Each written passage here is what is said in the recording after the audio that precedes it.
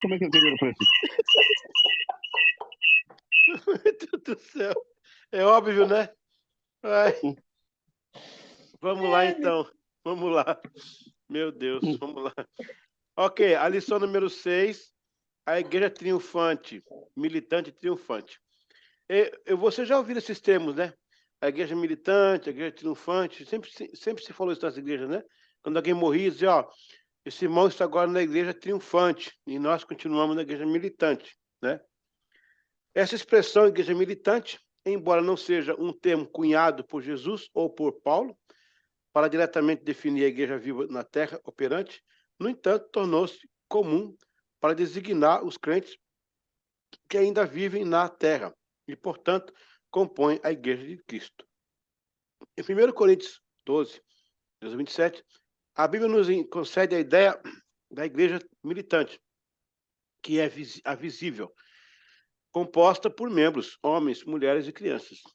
Os quesitos que corroboram para o reconhecimento das pessoas como membros são expressões como, por exemplo, comungar da mesma fé em Cristo, serem batizadas em água, discipulados pelos que acolhem, possuir um compromisso de serem batizados em... Não.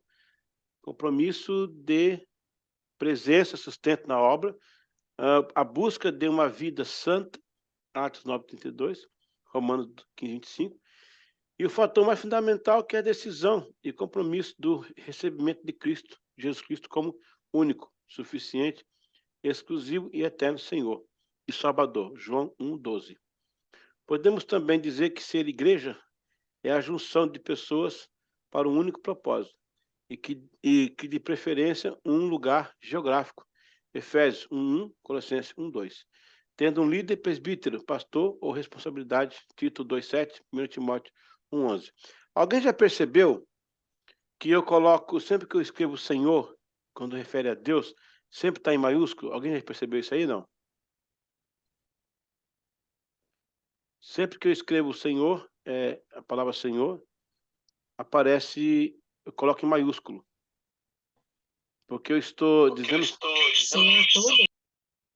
É isso mesmo, porque o nome do Senhor era escrito no hebraico em letras unciais, né? Mas depois que veio a minúscula, lá a partir do século VI, mesmo assim continuou escrevendo, porque ele é o Senhor, não tem como comparar com outro Senhor, já que a língua não permite que seja um Senhor diferenciado na escrita, então a gente vai diferenciar pelo todas as capitais, né? As vezes capitais. Então, a igreja visível e militante. Então, não há dúvida aí. Agora, a visível estatutária. Temos que estudar isso aqui também, isso é importante. É um grupo social reconhecido e entendido pelo Estado ou países, com os quais interage a sociedade e que, através da lei desses países, o grupo é devidamente reconhecido como uma organização social e religiosa, sem fins lucrativos, e para evitar a classificação de um grupo clandestino ou base de lei. A igreja torna-se um organismo estatutário, organizado em documentos oficiais que denomina como parte do Estado. Só um ponto interessante aí, gente. Aqui em Portugal, o registro da igreja é como associação. Como associação. A palavra igreja, assim, por registrar, a igreja é abstrata para eles, né? A igreja é um movimento abstrato, social e cultural, mas em termos de papel, ela é uma associação. Aí tem lá, né, associação de ensino religioso, de amparo aos pobres, tal e tal e tal, para poder ser reconhecido como um organismo do Estado, ou que pertença, ou que esteja no Estado. Desta forma, também, o movimento toma um registro como CNPJ, recebe a alcunha de pessoa jurídica e atua na sociedade de forma legal e institucionalizada. Há casos em que um grupo mínimo pode efetuar uma ação, como, por exemplo, a partir de 50 pessoas assíduas. Não há um limite, e sim uma iniciativa. No entanto, para efeitos de lei do Estado, a questão numérica pode ser uma das exigências básicas do município para reconhecer um grupo e denominá-lo igreja, devidamente documentada. É uma parte óbvia, né? mas a gente tem que estudar porque está dentro da ideia da eclesiologia. No caso, a ideia de hoje, né? Isso é uma coisa assim nossa hoje. A igreja invisível e universal. Aí isso já é outro tipo, né? Que é a mesma, mas com outra definição. Embora tenhamos mencionado a questão de reconhecimento por parte das autoridades, sabemos que a Igreja de Jesus Cristo não necessita deste reconhecimento humano. É apenas uma questão de ética, bom senso e harmonia com as autoridades. A Igreja existe por fé, por esperança, por compromisso direto com o sacrifício de Jesus Cristo na cruz, de Jesus na cruz, e a dádiva do Pai, porque já havia projetado esta igreja sobre o protótipo do tabernáculo e o templo de Jerusalém. Esta igreja visível também não possui placa denominacional e nem de nome instituído. Ela é una em toda a terra, constituída de salvos que adoram e servem o mesmo Senhor. Mateus 18, 20. Essa é a igreja que a Bíblia fala que, né, o Senhor vai arrebatar de dentro da igreja, né? Nem todos que falam Senhor, Senhor, né, subirão naquele dia. Então, é a igreja que vai ser tirada do meio da igreja que está aí. É aquela tríade que um dia eu acho que eu preguei aí, não sei se eu lembro, se eu preguei aí, que o trabalho do Espírito Santo, né, de Jesus e da igreja. Jesus tira o pecador do mundo. O Espírito Santo tira o mundo. Não, Jesus tira a igreja do mundo. O Espírito Santo tira o mundo da igreja. E Deus tira a igreja da igreja. Pegou? Espírito Santo, Jesus, né, a salvação, tira a igreja do mundo. Quem estava no mundo, agora é a igreja. Então, isso é salvação. O Espírito Santo trabalha tirando o mundo da igreja, santificação. E Deus tira a igreja da igreja. Que aí vai ser aqueles que estão nas igrejas que são salvos, né? Porque muitos, infelizmente, vão ficar no dia do arrebatamento. Isso é muito importante. E, em último lugar, a igreja invisível e triunfante. Ó, nós começamos lá em cima com a igreja visível, né? Aqui nós estamos vendo, e a militante, que essa é visível mesmo. Aí tem a visível estatutária, que é a igreja registrada. E tem a invisível e universal, essa é totalmente abstrata, né? Por exemplo, eu fui para aí, fiquei com vocês um tempo, nós somos irmãos em Cristo. Embora eu fui de ramificação metodista e os irmãos da Assembleia de Deus, né? Mas nós estamos unidos pelo mesmo nome, que é Jesus, a mesma fé, que é cristã. Os nomes aqui não importam. E aí a gente vai terminar agora com a igreja invisível e triunfante. Então veja que quadrilátero muito perfeito isso aqui. A invisível e triunfante. O preço desta igreja é glorioso e seguro, pois Jesus, ele é o cabeça da igreja. Antes, seguindo a verdade em amor, cresçamos tudo naquilo que é o cabeça, Cristo, o qual todo o corpo bem ajustado é ligado pelo auxílio de todas as juntas, segundo a justa operação de cada parte, faz o aumento do corpo para a sua edificação em amor. Ó, gente, as palavras amor, né, está ligado aí junto com Jesus e a igreja, o amor que vem lá do Antigo Testamento. Amarás por o Senhor teu Deus todo o seu coração. A base sempre foi o amor. Efésios 4, 15, 16. E vai ter uma afirmação bem mais pesada agora embaixo aí, ó. A igreja é vista como sem defeitos, imaculada, santa, preparada como noiva para Cristo e que espera a sua volta no arrebatamento. Mateus 25, 1 a 10. Aí tem referência aí. A Bíblia também menciona que Jesus amou tanto a sua igreja que assim deu e morreu por ela em amor. E aí vem uma sentença, gente, que para mim é uma das mais pesadas na Bíblia. Agora os maridos que se preparem, que eu vou ler isso aqui. Vós, maridos, amai vossas mulheres, como também Cristo amou a igreja, e assim mesmo se entregou por ela. Efésios 5, 25. Então, não há texto aí dizendo que a mulher tem que amar o marido, né? A não ser que, né, tem outras conotações de texto, mas se você comparar o amor do marido pela mulher, em colocar como de Jesus, como diz a expressão popular, nós estamos no sal.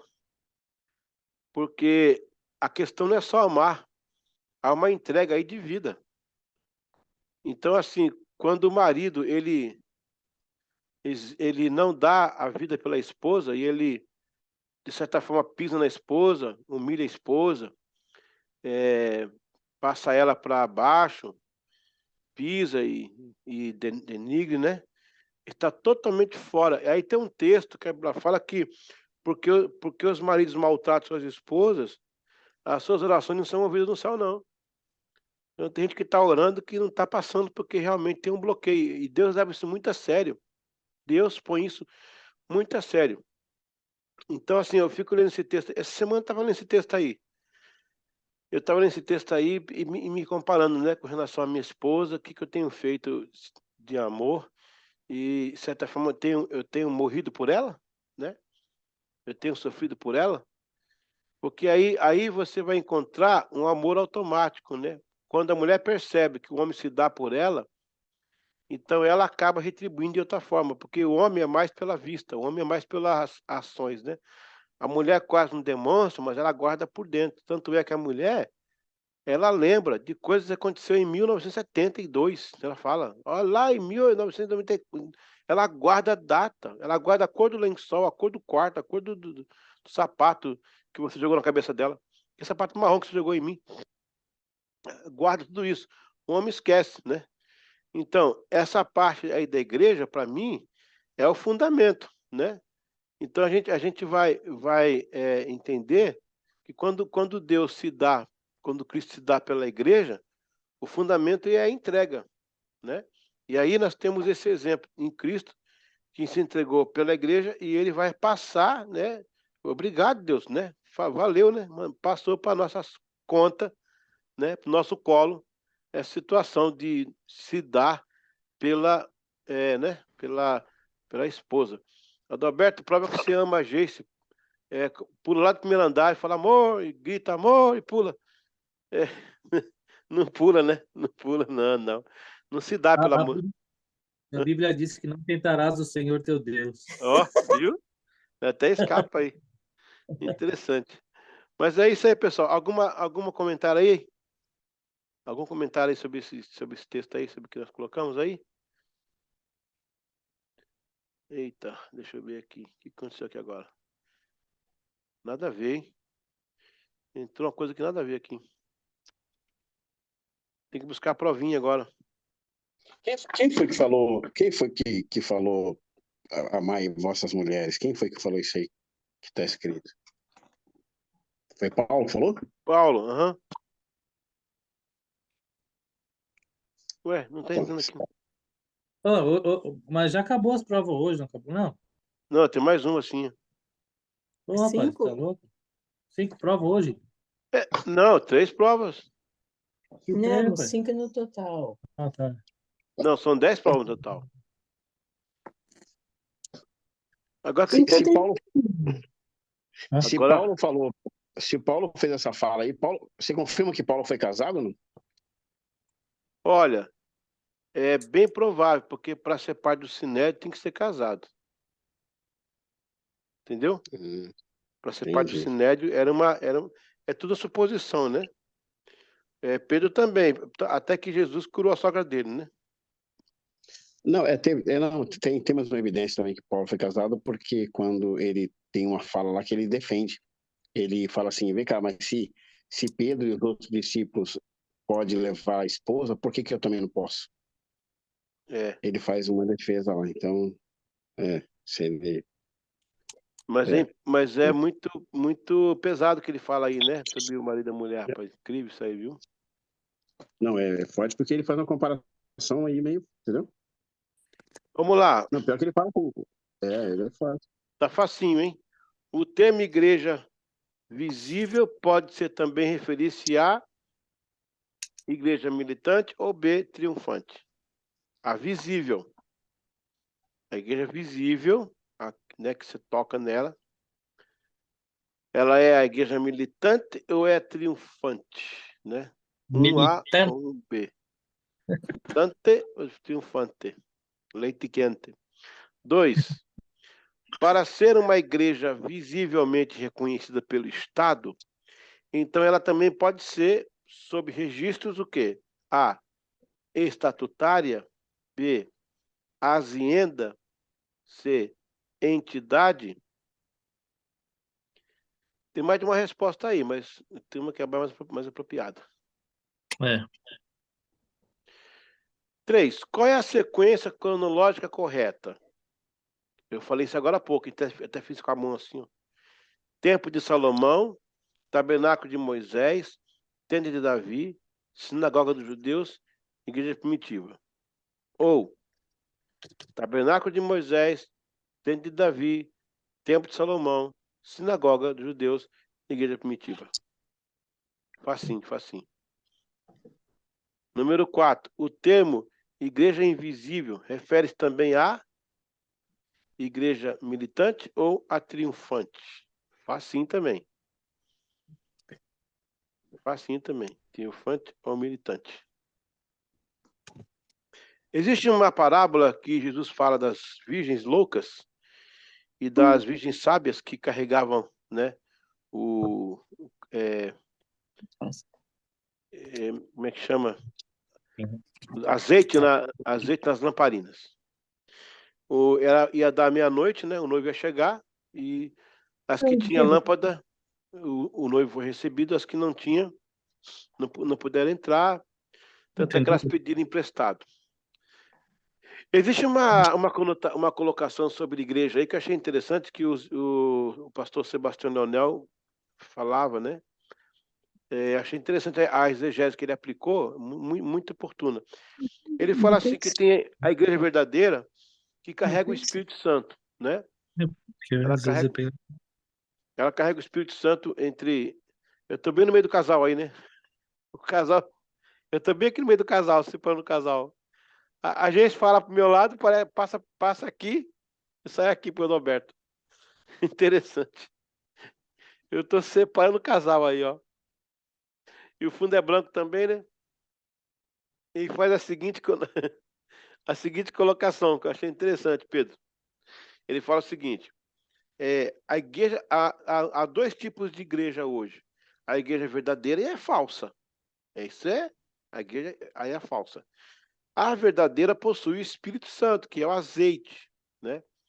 A falsa não tem. E ela fica pedindo azeite para a igreja verdadeira. Que ele colocou que eu achei interessante? É que tem muita igreja que não é igreja imitando a igreja, que parece que é igreja, mas não é igreja. Que trabalha como igreja, mas não é igreja. Que faz culto que parece igreja, mas não é igreja. Eles são muita coisa, menos igreja. Eles são show, eles são política, eles são, sabe, é tanta coisa que não é igreja. A igreja é a que prega o evangelho de Cristo e que reúne almas para o dia do arrebatamento. Essa é a igreja, né? Então, acho que a gente caiu, hein? Tava mostrando um vaso ali. Ah, não. Vi um vaso, pensei que tinha caído. Então, essa questão de pedir azeite emprestado é imitar a igreja verdadeira. É que parece a igreja, não é a igreja. Eu não sei se vocês já viram alguém endemoniado falando língua estranha, imitando a língua estranha. Ainda bem que eu tenho discernimento. É muito feio, cara. O diabo não consegue imitar a língua dos anjos, não. Eu já vi, pastor. É horrível, né? É É horrível. uma língua feia. Ela Muito feio. arrepia. Ela arrepia a gente, cara. Eu estava no culto lá no Brasil, uma mulher falando lá em língua estranha, batendo pé, eu vi que não era. Botei a mão na cabeça dela, o demônio caiu no chão, enrolando. Falei, eita. Então é assim, há uma igreja aí, gente, que ela está querendo ser igreja. Ela está pedindo emprestado o azeite da igreja, né? Só que o noivo vai chegar, ele vai encontrar só com a noiva que tem o real azeite, né? Então, por isso que a Bíblia fala que não devemos deixar apagar a lamparina, né? Deixar sempre o fogo do Senhor ardendo no altar. Amém? Alguém quer participar aí? Pode colocar a sua visão. Qualquer ponto que nós colocamos agora.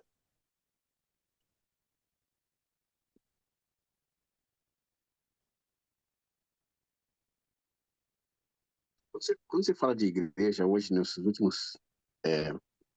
tempo que estamos vivendo, eu fico pensando assim, quando todas essas igrejas que nós conhecemos ao longo do mundo, vamos falar mais das nossas do Brasil, porque a gente conhece um pouco mais do que falar das igrejas da Europa.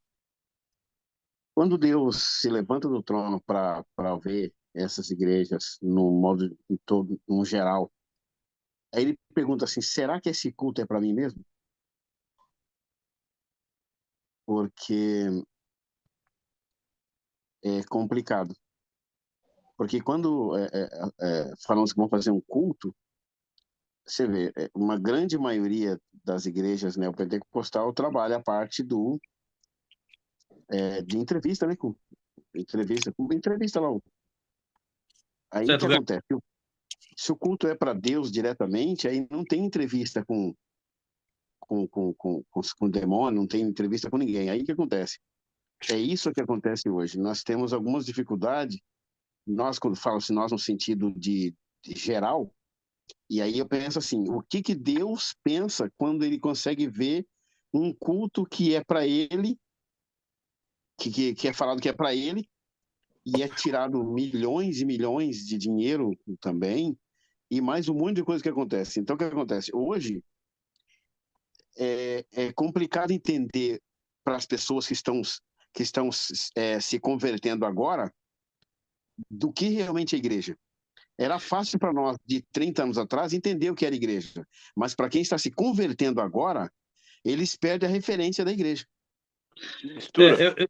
Eu tenho uma ideia, Pedrão, de que, falando em cima desse nosso texto, através da igreja militante e a igreja triunfante. Hoje, vamos dizer assim, num ponto geral, num ponto de vista geral, as pessoas pregam essa igreja militante, essa igreja que é palpável, que às vezes as pessoas querem, que é materialista, que é o show, que é aquele movimento. E a igreja triunfante se vê muito pouco pregando, que hoje nós consideramos o quê? Uma igreja que realmente prega o arrependimento para que nós um dia possamos morar neste lugar, onde a igreja vai triunfar. E não aqui, na militância, onde quando Deus, Cristo voltar para buscar a igreja, dentro da igreja, onde as pessoas vão ficar. É assim que vai acontecer. Então, hoje, infelizmente, o que está acontecendo é isso. É um grupo de militante que prega para militante. Yeah. E eu tenho muito medo da palavra culto, sabe? Culto é culto, né? Eu não consigo misturar as coisas quando é culto. Culto é culto. A igreja perdeu muito essa referência de culto, essa referência. Eu acho assim, se vai ser uma programação especial, tem o seu lugar, mas o momento do culto é o momento do culto. Não pode misturar uma coisa com a outra. Eu já vi num culto o pessoal parar um culto para fazer sorteio, para fazer. Foi, gente, pode fazer sorteio, não tem problema nenhum, não, mas o culto em si é o culto, aquela parte do culto. Eu estou dando uma matéria chamada liturgia com o pessoal do Nazareno do Brasil, e estou falando nesses pontos aí. Então a gente precisa resgatar o sentido real do culto, né? Ó, tem 7 minutos para a gente terminar. O que mais alguém quer colocar? A gente está quase dormindo. Amém? Então, Sim. para concluir aqui a fala do Alberto e a minha fala, isso serve para nós continuar tendo cuidado. Eu fico feliz hoje, de verdade, hoje com 53 anos de idade, eu fico feliz de verdade em poder participar de uma equipe de pessoas que a gente se reúne numa casa de oração, e o culto que nós temos prestado para Deus nesses últimos dias, nesses últimos tempos, tem sido culto de adoração a Deus. E nós temos sentido a presença de Deus genuinamente. E Deus tem falado nos nossos corações de uma forma transcendental, coisa linda de Deus. É muito gostoso ir para os cultos de quinta-feira, culto de sábado, culto de domingo, e sentir o que nós temos sentido. Eu fico feliz de estar com a idade que eu estou e de tudo que eu aprendi em toda a minha história e poder participar de uma... E a igreja, a gente percebe que ela está crescendo na oração, está crescendo na comunhão e principalmente no partir do pão. A gente está comendo junto, a gente está bolinho, pãozinho, tá gostoso o negócio, tá bom. E a presença... E eu saí, e a né? cada dia... E a igreja está crescendo a cada dia, as pessoas que estão chegando estão entrando no mesmo embalo, estão dando glória a Deus, estão glorificando, estão entendendo, estão sentindo. E isso é bom. Eu fico feliz em relação a tudo que nós falamos da liturgia do que o mundo está perdendo. Muito bem. É por Glória aí. a Deus. Eu acho que todos os valores que têm que ser resgatados precisam ser resgatados, para a gente não perder a essência e nem a referência. A essência, que é o interior, e a referência, que é o exterior. Essas duas coisas não pode perder, como igreja. Eu acho muito legal quando o pastor Cido faz aquela questão de orar um pouquinho do culto de joelho ali. Aquele ambiente de oração é muito bonito. Tem igreja que parece uma feira, cara. Você entra ganhar uma feira, o pessoal falando, vai começar o culto, tem... é horrível, horrível. Você chega, ajoelha, tem um tempo com Deus ali. Tem hora que ele esquece, né? Acho que dá uma dormidinha de vez em quando, vai ficar um pouquinho mais, mas estamos ali orando. Tô brincadeira. Estamos ali orando, e aquilo já, ó, tem gente que chega nervoso no culto, já ajoelha, já ora, já começa até a ficar bom. Aí já começa a quebrar ali umas coisas, né? Interessante. Gente, beleza então? Olha só, hoje eu tenho que dar aula para o pessoal da Nazareno, no Brasil, vou até 3 horas da manhã. É um outro grupo. Então a gente vai encerrar hoje um pouquinho mais cedo, 20 minutos, para aproveitar que a Lucilene não está aí, né? E vamos terminar aí. Mas alguém quer falar uma coisa? Quer colocar uma coisa aí? Então, estamos encerrando aí. Glória a Deus. Amém. Deus Não, abençoe. né? Ó, eu coloquei para vocês aí um vídeo do George Miller no grupo da teologia. Veja, Eu já assisti. assista Coisa ali linda. o poder da oração. Tire um tempinho a mais para orar esses dias. Busca aí uns 5 minutinhos, vai de joelho, no pé da cama, ali, sem essa correria do dia a dia, e desfruta desse prazer da oração, tá bom?